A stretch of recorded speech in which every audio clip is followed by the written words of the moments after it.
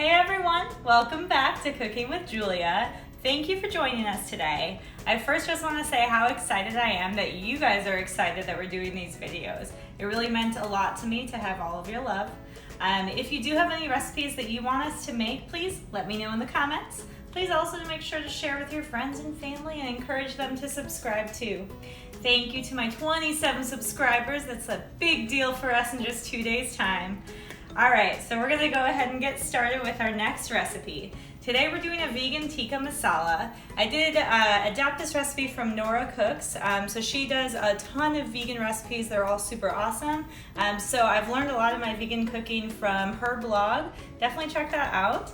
And so I took this recipe and I'm adapting it a little bit. All right, so the first thing that we're starting with is prepping our tofu. So I'm gonna show you real quick just how I press my tofu. The reason that we have to press the tofu is because tofu absorbs flavor, and if it already, think of it like a sponge, okay? And if it's already filled up with the water, then it can't absorb more flavor. If it does, it's gonna be very diluted. So we start by pressing it for at least 30 minutes. And I'm just gonna give a little shout out to Thug Kitchen here too. This is another group that does a lot of great vegan recipes. I believe it's a husband and wife. They're in the midst of changing their name right now, but you can still find their cookbooks on Amazon, and they are amazing. So if you're all interested in eating healthier or vegan, these are awesome, and they literally don't make you miss anything, okay? All right, so anyway, use these books to press it. Gonna take that off. All right, and then take our plate off, and I have this wrapped in a towel. You could also use paper towel, whatever you are comfortable with. But man, this is already, I can tell, soaked up a lot of it. When you're done pressing, it's gonna look something like that, give or take. When we started, it was definitely around this thickness, but probably a little bit thicker. And now it's kind of different sizes throughout, but that's okay as long as we pressed out a lot of that liquid. The idea of this is to have our tofu have kind of the texture of chicken. So what we're gonna do is start by just cutting this into pieces.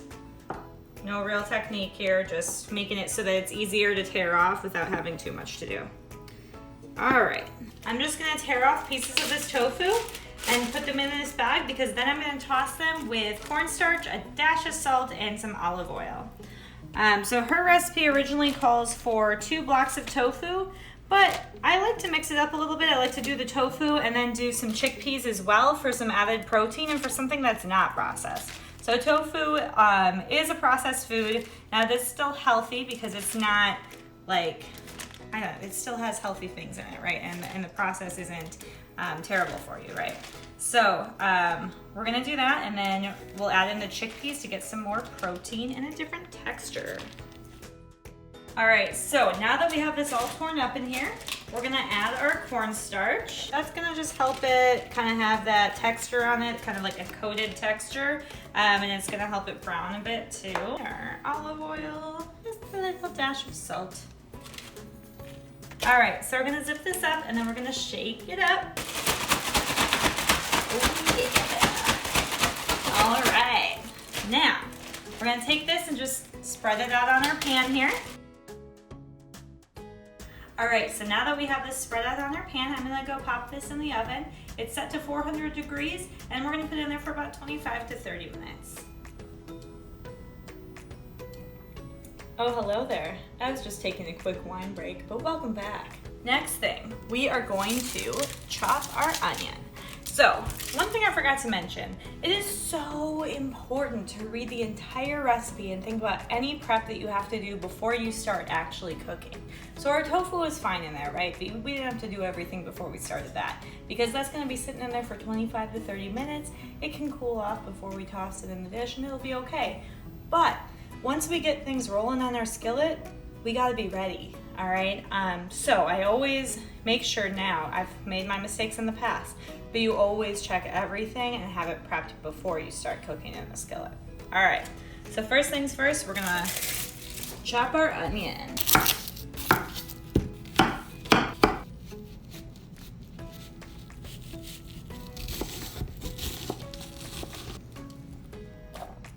All right, so now that we've prepped our onions, we're gonna go ahead and mince our garlic. Now, technically, I guess I should be using a chef's knife and I should be peeling the garlic and hand chopping it and all that good stuff, right? But I definitely prefer a garlic press. So what's great about these is I can put the whole clove in there and press it. They're awesome. Super easy to clean. I feel like I get the most out of it, and it's so simple. All right, so we're gonna press, I think I got like 6 cloves of garlic here. So all you do is you plop it in and bam. All right, so garlic has a ton of nutrients, especially when you use fresh garlic. So I always recommend using fresh. Don't get that stuff that's in the jar and all that crap. Just get yourself some fresh garlic. Be a grown-up, it's okay. And one thing I've learned recently is that when you mince it and let it sit for 5 minutes before cooking it, you actually get more of the health benefits than you do if you like mince it and like do that right into the pan or something, or you use it right away. So be sure to mince it, let it sit, and then toss it in so you can maximize the health benefits. So this recipe calls for fresh grated ginger. This is definitely going to be the part where I struggle the most, so we are learning here together. If you have an easier way to grate ginger, please fill me in. All right, so we're going to start by peeling the outside of it. I've read that you can use a spoon and it'll come off. Hey. So the spoon method actually worked really well. I think the last time I did this, maybe my ginger wasn't as fresh as it is right now, so it was a little harder to get off. But that was super easy, so love that. Next, I'm gonna be using my microplane, and I'm gonna just grate it over this little dish here. All right, so the final part of our prep is prepping our spices, all right? So we're gonna do 1.5 teaspoons of garam masala. Hopefully I'm pronouncing that correctly. All right, so we're gonna get that out. I like these types of measures because you can use the same measure for all the different sizes, which is awesome. And then we're gonna do 1.5 teaspoons of ground cumin. Next, we have 1 teaspoon of turmeric powder, which is really great for anti-inflammatory properties. So if you struggle with inflammation, which I think many of us do, it's really great for that. We got that was 1 teaspoon of coriander as well. 1 teaspoon of sea salt. Bam.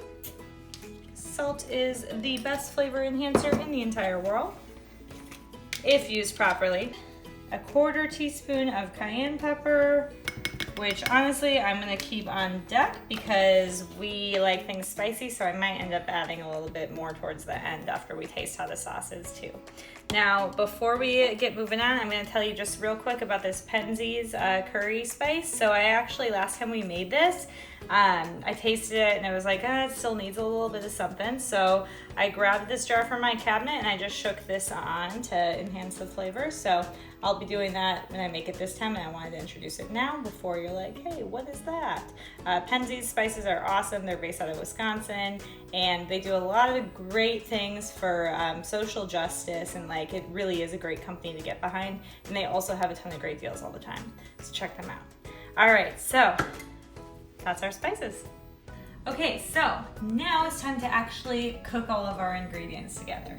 So I have my pan preheated here on our hot plate, and now we're gonna add just some olive oil. It calls for 2 tablespoons. I'm kind of winging it there, so if you need to be more precise, measure it. All right, we're gonna spread that out.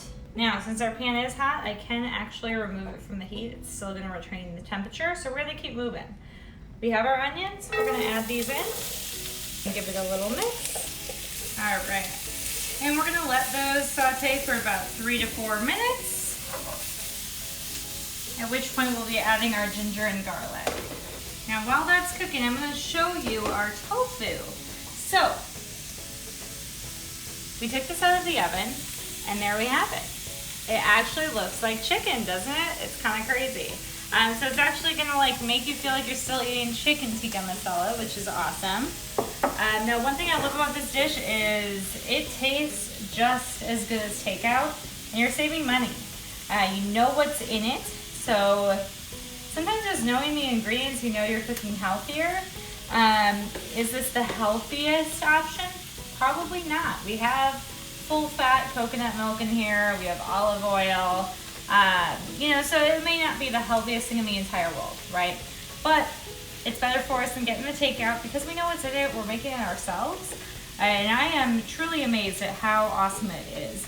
And it's cooking enough so that we have leftovers. Okay, so now that our onions have softened, we're gonna go ahead and add the garlic and the ginger. All right, and we're just gonna let those saute until you can smell them, basically. Now we're adding those spices that we prepped earlier. Giving those a good stir. Oh yeah, you can totally smell that. It smells awesome. And then we'll be adding our tomato sauce. So this is gonna stop that garlic and ginger from overcooking. And then we're gonna add our full fat coconut milk here. And then we're gonna mix that in. So now that that's going, we're gonna let that keep going for about 10 minutes. We're gonna let it simmer, get all those flavors nice and cooked in, and we'll be back with you then. Here we go, let's give it a taste. Okay, so really good, lots of great flavor. But like I said, we like things a little spicier. So I'm gonna be adding some cayenne pepper. It's quite a bit, but we like things spicy. All right, and then I'm gonna be adding some of that Penzeys curry. I really think that this thing is delicious.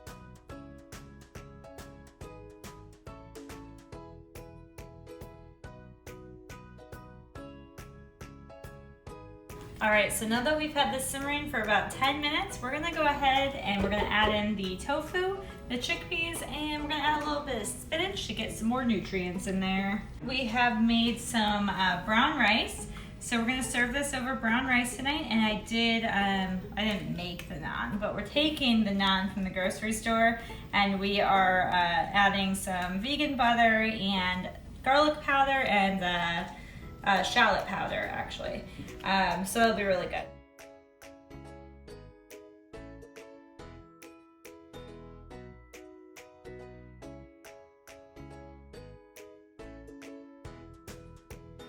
So now that we're all done, we're gonna go ahead and plate it up. So here's our brown rice already prepared.